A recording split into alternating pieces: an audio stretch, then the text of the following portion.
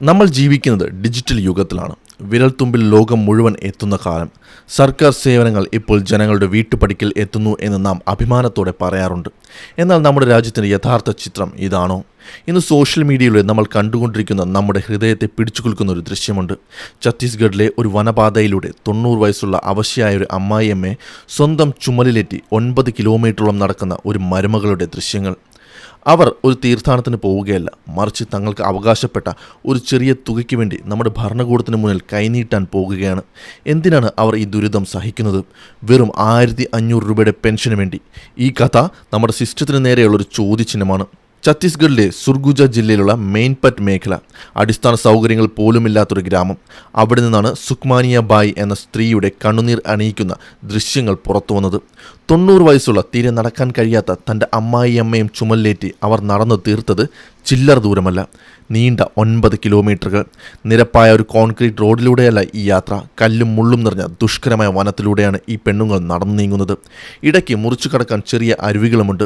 വാർദ്ധക്യം തളർത്തിയ ആ അമ്മയുടെ ഭാരം താങ്ങി കടുത്ത വെയിലും തളരാതെ സുഖ്മാനിയബായ് നടക്കുകയാണ്. കാരണം ആ യാത്ര അവരുടെ ജീവൻ നിലനിർത്താനുള്ള ഏക മാർഗമാണ്. എന്തിനാണ് ഈ പ്രായമുള്ള അമ്മയെ ഇത്രയും കഷ്ടപ്പെടുത്തി ഈ ദുഷ്കരമായ യാത്ര ചെയ്യിക്കുന്നത്? ഉത്തരം ലളിതമാണ്, എന്നാൽ ഏതൊരു പൗരനെയും വേദനിപ്പിക്കുന്നതാണ്. സർക്കാരിൽ നിന്ന് പ്രതിമാസം ലഭിക്കുന്ന 1500 രൂപയുടെ വാർദ്ധക്യകാല പെൻഷൻ വാങ്ങാൻ ബാങ്ക് അധികൃതരുടെ നിർദ്ദേശപ്രകാരം പെൻഷൻ കൈപ്പറ്റണമെങ്കിൽ വിരലടയാളം അഥവാ ബയോമെട്രിക് വിവരങ്ങൾ നൽകേണ്ടത് നിർബന്ധമാണ്. അതായത് ഗുണഭോക്താവ് നേരിട്ട് ബാങ്കിൽ ഹാജരാകണം.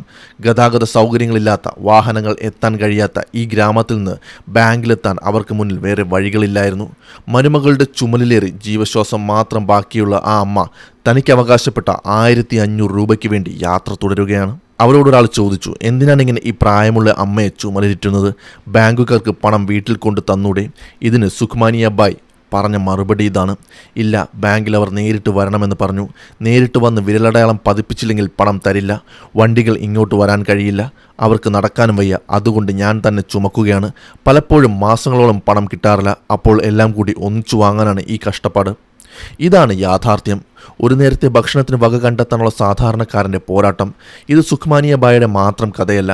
ഡിജിറ്റൽ ഇന്ത്യ എന്ന് നാം ആർത്ത് വിളിക്കുമ്പോഴും നമ്മുടെ രാജ്യത്തെ പല ഉൾനാടൻ ഗ്രാമങ്ങളിലെയും സാധാരണക്കാരുടെ അവസ്ഥയാണിത്.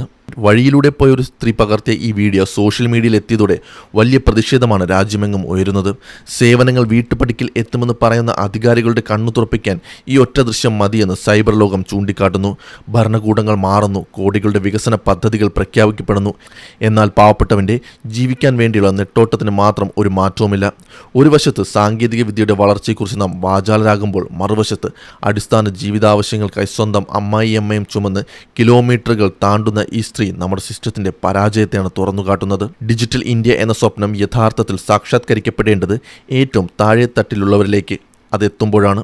പെൻഷൻ ലഭിക്കാൻ വിരലടയാളം നിർബന്ധമാക്കുമ്പോൾ നടക്കാൻ കഴിയാത്ത വയോധികർക്കും രോഗികൾക്കും ബാങ്കിംഗ് സേവനങ്ങൾ വീട്ടിലെത്തിക്കുന്ന സംവിധാനങ്ങൾ കൂടി ഒരുക്കാൻ അധികാരികൾ തയ്യാറാകണം. ഈ 90-കാരിക്കും അവരുടെ മരുമകൾക്കും ഇനിയെങ്കിലും ഈ ഗതി വരരുത്. സുഖ്മാനിയ ബായിയുടെ വിയർപ്പും ആ അമ്മയുടെ നിസ്സഹായതയും ഇനിയെങ്കിലും അധികാരികളുടെ കണ്ണ് തുറപ്പിക്കുമെന്ന് നമുക്ക് പ്രത്യാശിക്കാം.